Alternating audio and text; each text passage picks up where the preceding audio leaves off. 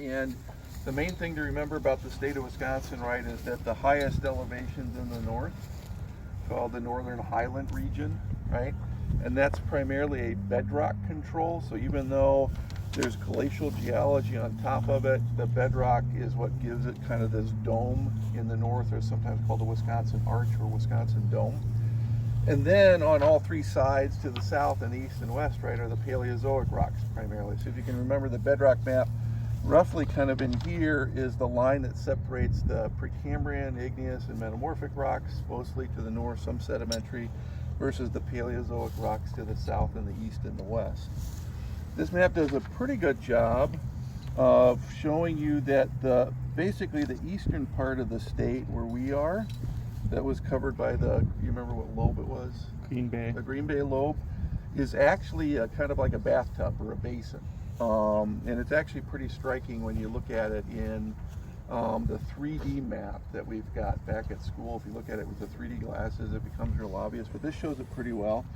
So what I mean by that is the overall drainage in this part of the state, in part because of the bedrock shape and in part because of the glacial geology, is so that the drainage, natural drainage, is actually to the north, right, instead of going to the south. So this is water, for example, the Fox River next to campus. It's going into Green Bay and then eventually out the Great Lakes and into the North Atlantic in the St. Lawrence Seaway, whereas, right, the Wisconsin River drainage enters the Mississippi, as well as some of these smaller rivers to the south, like the Rock.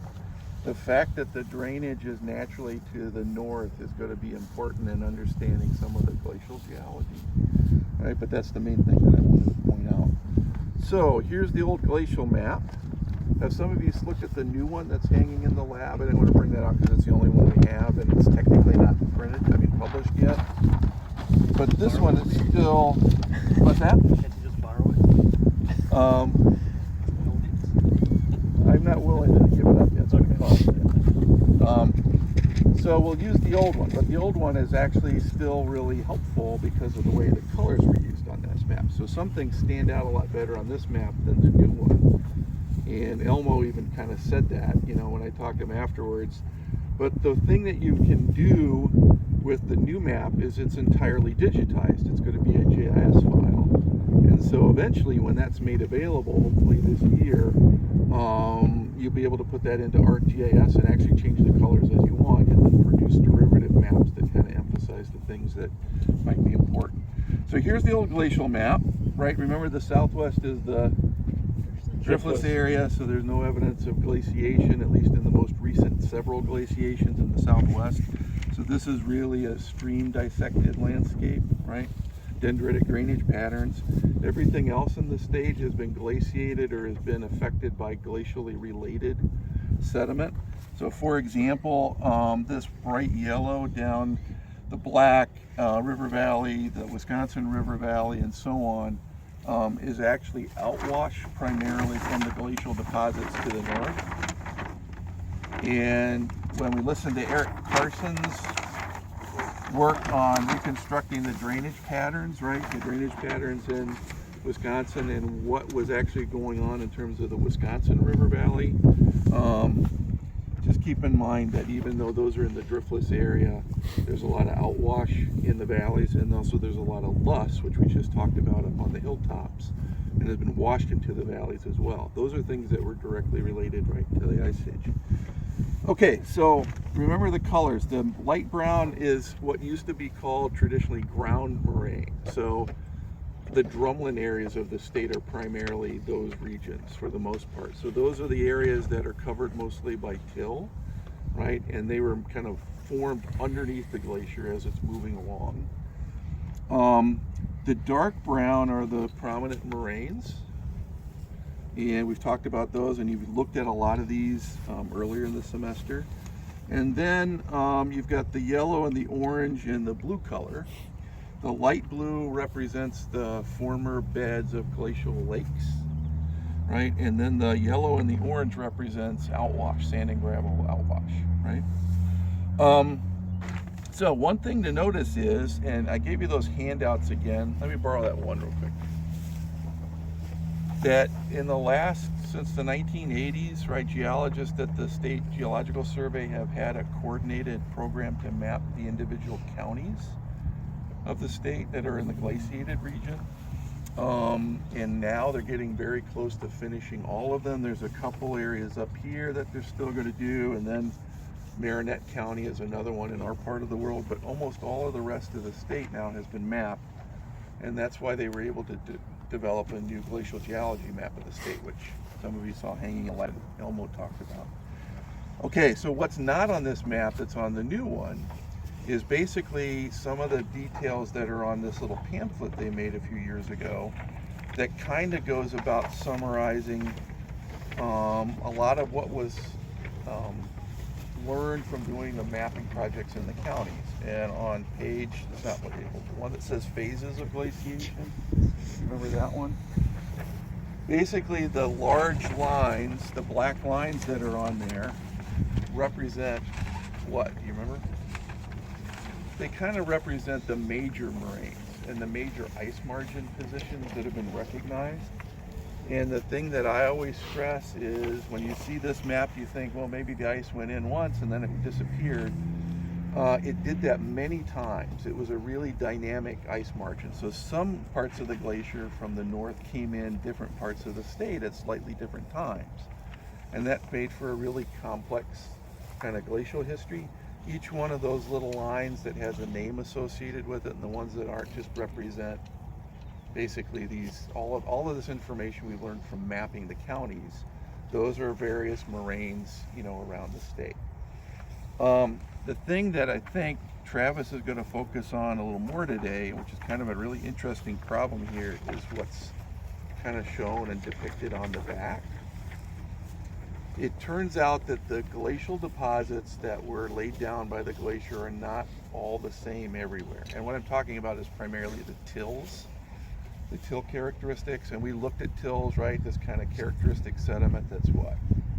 Unsorted, usually unstratified, has a wide range of particle sizes, has a fabric, right? We talked about the fact that it'll develop a pebble fabric in some cases. Those are all things that are somewhat unique to tills compared to some other kinds of deposits.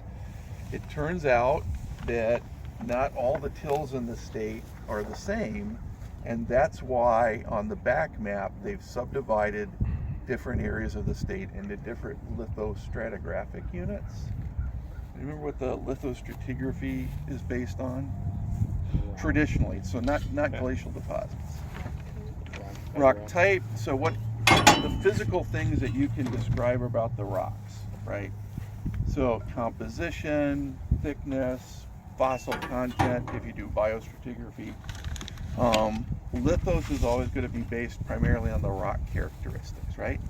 So many years ago, the glacial geologists at the survey adopted lithostratigraphy for also organizing the glacial tills. And so they use the same nomenclature, right? We have formations and members and beds, right? That's kind of the hierarchy of the various units. So on here in big, kind of bold all caps was the major formations. All of northern Wisconsin is included in what's called the Copper Falls Formation. And did you go to Copper Falls State Park? Was that on the field trip this year or in the fall? Last fall. Last fall you went to Copper Falls State Park, which is way up here. And the reason is because all of these tills tend to be reddish colored sandy tills that were formed by ice that was coming out of the Superior Basin. Over here, I want you to ignore this part and just look at the Holy Hill Formation. The Holy Hill Formation are kind of more silty, sandy tills, a little bit of clay in them as well. They tend to be more yellow brownish in color. They also tend to have a lot of dolomite in them in terms of the bedrock type, versus the Copper Falls has a lot of Precambrian, igneous, and metamorphic rock, and some sedimentary rocks as well. So that's an easy one. And actually that division between Holy Hill Formation and Copper Falls was recognized over 100 years ago by the first glacial geologists that were mapping in the state. They recognized that they're different. So the Green Bay lobe hills and the superior lobe, or not just the lobe, but the superior basin lobe hills are very different from each other. So here's the thing that kind of messed things up a little bit. And it's the area that's called the Kewanee Formation. You see that? And it's got an ice margin position that's basically as far south as the ice got when it was laying down different members of the Kewanee Formation. The Kewanee Formation looks in color a lot like the superior lobe tills, but its composition in terms of grain size is very different. It's really dominated by a lot of silt and clay and lesser amounts of sand. Most of it, 50% is like silt on average, 20% sand, 30% clay is pretty common. Up here, because I mapped up here years ago, these tills are like 80% sand, maybe 15% silt and 5% clay. And then these Holy Hill Formation tills are, like I said, more silty, sandy, and lesser amounts of clay than we see here. So the first real glacial geologist in Wisconsin, his name was T.C. Chamberlain.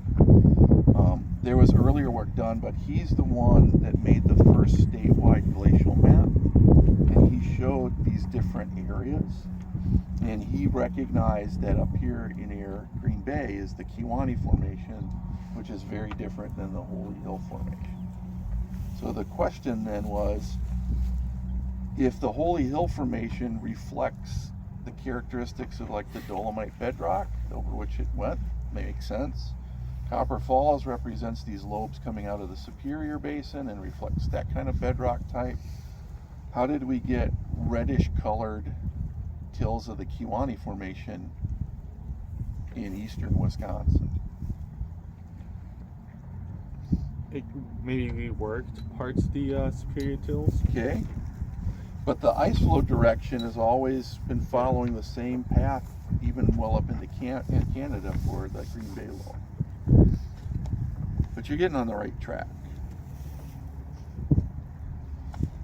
There must have been some way, right, for reddish colored sediment which dominates in the Superior Basin to somehow get its way over here, so then the next advance of the ice could smear that stuff over the landscape. And then the real tough question is, well, how did it get over there, and why would it do that? It didn't just, there was no other glacial advances that, say, pushed or laid tills from the Superior Basin over here. The answer really is in part on these little maps in the front. And I know they're a little hard to see, but they also show the UP, which is the main thing I wanted you to see. And this is just one example that's cleared. At the bottom in the middle is E, right? Block E. 14,000 years ago, notice how far north the ice gets. It actually almost completely left Wisconsin and was kind of sitting up in the UP area. And then after that, so if you go to F, just a few hundred years later, it comes down into the state in our region, not too far, but pretty far into our area, right? The idea is that, let's say 14,000 years ago, do you notice there's a big lake in the far western part of the Superior Basin, Glacial Lake Duluth? There were other lakes that formed along the ice margin when it was sitting up there. And the idea is that the lake sediment in some places actually spilled through a big spillway in the UP called the Autrain Whitefish Valley, and actually filled up Green Bay proper, the water basin, with reddish colored fine-grained lake sediment. And then the ice has its last re-advance into our region and basically plasters that stuff on the landscape. There were multiple cycles like that went on towards the end of the last ice age. But that sequence right there is the last one. And so that 13,250, why do they think they know that number to the nearest 250 years where all these other blocks or to the nearest 1,000. Two creeks. It's the Two Creeks Forest Bed, yeah. So when we were there a couple weeks ago, right, the reason this last advance has a number on it that's more detailed, right, than the other ones is because you actually have an event that you could date because of the presence of the buried wood that was overrun when the ice came back in. So that number is based on the Two Creeks wood radiocarbon dates. Make sense? We didn't look at them in detail, but a few years ago, they're retired now. One geologist who worked for the survey, John Anning, and another one who was in the department, Dave Michelson, put together with a GIS person maps showing kind of different time slices throughout the ice age about where the glacier was and where it wasn't. And if I remember right, they wound up with 41 maps. And they used 500-year time slices in general when they put that together. And Billy, what it is it's based on, in part, the other two figures we looked at. The one that has all the moraines on it and also the lithostratigraphy. You can look at those online. The thing that I like to remind you of is that even though each block says there's a 500-year timeline, so let's say 13,500 or 18,500, 18,000, 17,500. They do not know exactly when most of the ice was at those different positions, but you do know when it was there relative to other moraines, and you also know by bracketing, because there are several times in that 25,000 years where they were reconstructing the ice margin positions. There are some other places where there are dates, like the Two Creeks would. Some up here in the Lake Superior Basin. There's some work you can do that is completely out of my field because it's basically works with rocks. They're exposure ages of rocks using a beryllium isotope. So for example, if you have a big outcrop of Precambrian rock, glacier sits on it for a while and then the glacier leaves, you can actually measure an accumulated dose rate of beryllium in the rock and figure out how long has it been exposed again. So you know when the ice was on top of it because it's telling you how far ago or how far in the past it was finally exposed again. Does that make sense? And then I think we also talked about a little bit this other technique called OSL dating, optically stimulated luminescence, which allows you to date the time that certain kinds of sediments were buried from light. And the way that works, it works best in sand, right? So we talked about that with sand dunes, for example, is if you have sand that becomes buried, the background radiation from the sun actually accumulates a radioactive dose in the quartz grains and the other minerals. So if you collect that in the dark, so you use probes and things like that to do that, if you collect it in the dark, and then when you take it to the lab, you measure how much of that radioactive dose it has, you can reconstruct how long ago that sediment was actually buried. So basically removed from light. Once it's exposed again, like if you dig something up, then that radiometric clock's reset. It goes back to zero. But once it's buried, then you accumulate this dose over time, and you can use that to figure out how old something is. All of those techniques now, even though there's still a long way to go, have been used to try to reconstruct that kind of ice age history. So like when we did 2 weeks ago, remember I kept pointing out the reddish colored farm fields? That's basically a reflection of that source area from Lake Superior. And then the only other thing, and I think Travis will talk about this a lot, is what we've talked about before in class, but that last 13,250 year date, you notice that out in front of the Green Bay lobe was a lake. That, it kind of been a composite over time, is what the light blue area is here. You remember what that one was called? Glacial Lake Oshkosh, right? Wisconsin. That's called Glacial Lake Duluth. So we've used these names, right, to name these different lakes. Wisconsin formed when the ice was way down here. It's not synchronous with Glacial Lake Oshkosh. Formed at a earlier time.